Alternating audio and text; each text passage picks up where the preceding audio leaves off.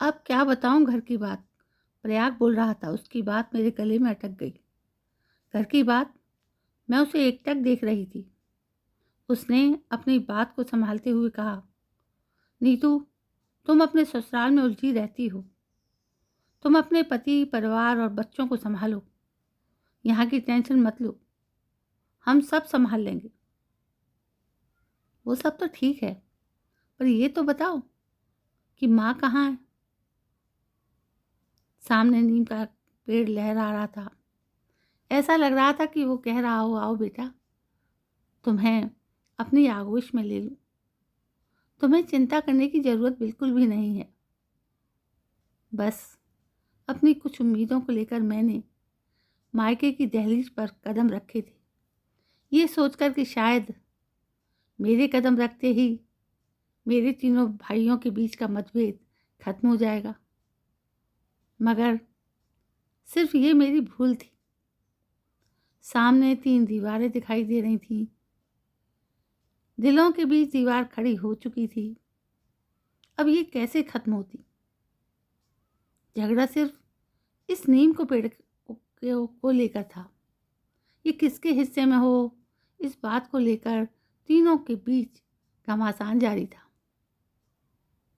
आखिर में ये निर्णय लिया गया कि इस पेड़ को ही गिरा दिया जाएगा और इसकी लकड़ियों का भी बंटवारा होगा, और उस जगह का भी। अंतिम बार मैं अपने नीम के पेड़ से मिलने आई थी। देख तो लूं, आखिरी बार नीम का ये पेड़ मेरे बचपन की सारी खुशियों का गवाह रहा है। गर्मियों में अम्मा कहती थी, थोड़ी देर नीम के पेड़ के नीचे खेलो ताकि फोड़े फुंसी ना हो। कुछ देर मैं उसके नीचे खड़ी हो गई। पता नहीं ईश्वर का विधान क्या है, समझ में नहीं आता। मेरे तीनों भाई आपस में जान देते थे। मैं ही उनके बीच कबाब में हड्डी बन जाती थी और लड़ाई लगाया करती थी। लेकिन ये तीनों एक दूसरे से भरपूर प्यार करते थे। बड़े भैया ने अपनी इंजीनियरिंग इसलिए ड्रॉप किया था कि मझले भैया इंजीनियरिंग कर सकें, क्योंकि पापा के पास इतना सामर्थ्य नहीं था कि दो दो बच्चों को इंजीनियरिंग पढ़ा सके। छोटा प्रयाग सबका दुलारा था, अम्मा का तो वो लाडला था। लेकिन न जाने कौन से ग्रह का साया मेरे परिवार में पड़ गया। अब इन ऊंची दीवारों को फांद कर कहाँ जाऊं, किसके घर पहले जाऊं। मैं नम आंखों से नीम के पेड़ के तले खड़ी थी। तभी बड़े भैया की आवाज़ मेरे कानों में पड़ी, अरे नीतू, वहाँ क्या कर रही हो। उनकी आवाज़ से मैं अपने प्रश्न व्यू से बाहर आई। अपनी आंखें पहुंची और उनके पैर छूकर प्रणाम किया। आओ, अंदर आओ। भैया के चेहरे पर परिचित मुस्कान मौजूद थी। शैला, जरा चाय बनाना, देखो कौन आया है। भैया अपने चिर परिचित अंदाज में खुशी से भाभी को आवाज़ देते हुए बोले, नीतू, तुम चाय पियोगी या कॉफ़ी। भैया को चाय पसंद थी, इसलिए मैंने चाय बोल दिया। भाभी भी खुशी से बलियां लेते हुए बोली, बहुत अच्छा किया नीतू, तू आ गई। तुम्हें देखते ही भैया खुश हो जाते हैं। थोड़ी देर बैठने के बाद मैं मजले भैया के पास चली गई और फिर छोटे प्रयाग के पास। सबने मुझे हाथों हाथ लिया। मैं आश्चर्यचकित थी इस बात से कि इतनी देर से मुझे ये नहीं पता था कि माँ कहाँ है। प्रयाग, माँ कहाँ है। उसके चेहरे पर शून्यता दिखाई दे रही थी और वो झल्लाते हुए बोला, नीतू, हम तीनों ने मिलकर यह फैसला किया था कि माँ 4-4 महीने सबके पास रहेंगी। मगर माँ को ये नागवार लगा, उनके ईगो पर आ गया। वो नाराज होकर बोली, अब मेरा भी बंटवारा करोगे। घर, जमीन, जायदाद सब तो बांट लिए, मेरा बंटवारा नहीं होना चाहिए। इसका क्या मतलब है। मैं उसकी बात समझ नहीं पाई। अब क्या बताऊं घर की बात। प्रयाग बोल रहा था, उसकी बात मेरे गले में ही अटक गई। घर की बात। मैं उसे एकटक देख रही थी। उसने अपनी बात को संभालते हुए कहा, नीतू, तुम अपने ससुराल में उलझी रहती हो, तुम अपने पति, परिवार और बच्चों को संभालो, यहाँ की टेंशन मत लो, हम सब संभाल लेंगे। ये सब ठीक है, पर ये तो बताओ कि माँ कहाँ है? माँ शारदा होम चली गई हैं। क्या? माँ वृद्धाश्रम चली गई? ये तुम लोगों ने क्या किया? किस बात पर इतना मतभेद हो गया कि तुमने माँ को ही हटा दिया?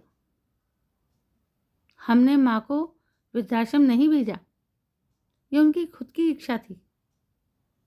तुम उनसे बात क्यों नहीं कर लेती? कई बार उनसे बात करने की कोशिश की है मैंने, पर तो माँ का फ़ोन कभी लगता ही नहीं था।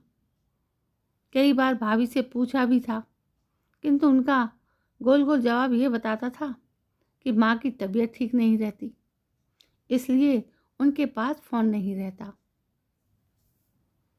मेरे पैरों तले ज़मीन खिसक गई। मैंने अपना पर्स उठाया और कहा, मैं माँ से मिलकर आती हूँ। मेरे मन में कई सवाल आ जा रहे थे। उन्हीं सवालों के साथ मेरा 3 व्हीलर रुक गया। शारदा होम यानी वृद्धाश्रम का बोर्ड मेरा स्वागत कर रहा था। कुछ फॉर्मेलिटी करने के बाद मैं रिसेप्शन रूम में बैठ गई। थोड़ी देर में माँ को आते हुए देखा। माँ उदास नहीं थी। मुझे देखते ही उन्होंने गले से लगा लिया। ये सब क्या है? आप यहाँ क्यों हैं? अरे छोड़ो ना, उन तीनों की बात। इतने दिनों बाद तुमसे मुलाकात हुई है, बैठकर कुछ बातें करते हैं। पर माँ, मैं आपको यहाँ रहने नहीं दूँगी, आप मेरे साथ चलिए। अरे नहीं, मुझे नरक का भागीदार मत बनाओ, मैं यहीं ठीक हूँ। मेरी ही गलती थी जो मैंने उनमें संस्कार नहीं भर पाए। मगर माँ, कोई क्या कहेगा कि 4 बच्चों की माँ वृद्धाश्रम में। अरे वृद्धाश्रम तो है नहीं ना, ये तो तेरी मौसी का घर है, जैसे तेरे मौसाजी ने वृद्धाश्रम में बदल दिया। मुझे यहाँ किसी भी बात की कोई कमी नहीं है। मैं खुश हूँ। मेरी बहुत सारी सहेलियाँ बन चुकी हैं, सब मेरा ख्याल रखती हैं।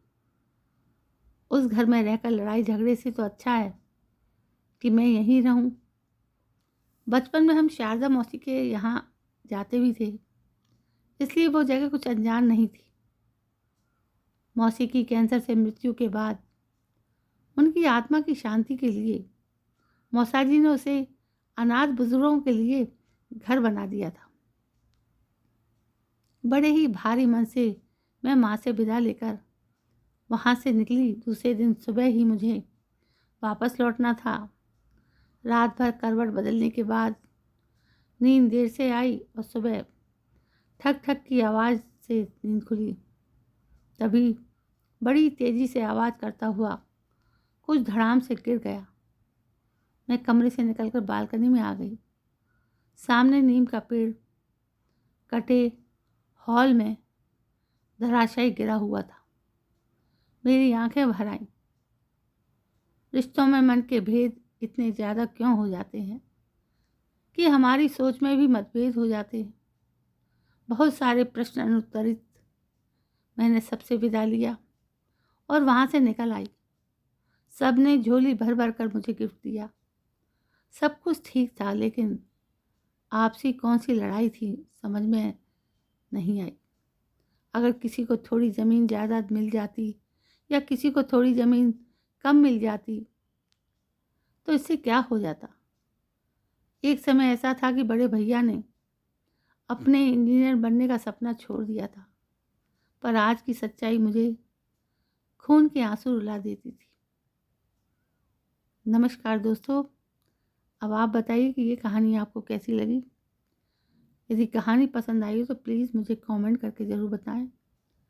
कल मैं फिर एक नई कहानी को लेकर उपस्थित होती हूँ। तब तक के लिए जय हिंद, वंदे मातरम।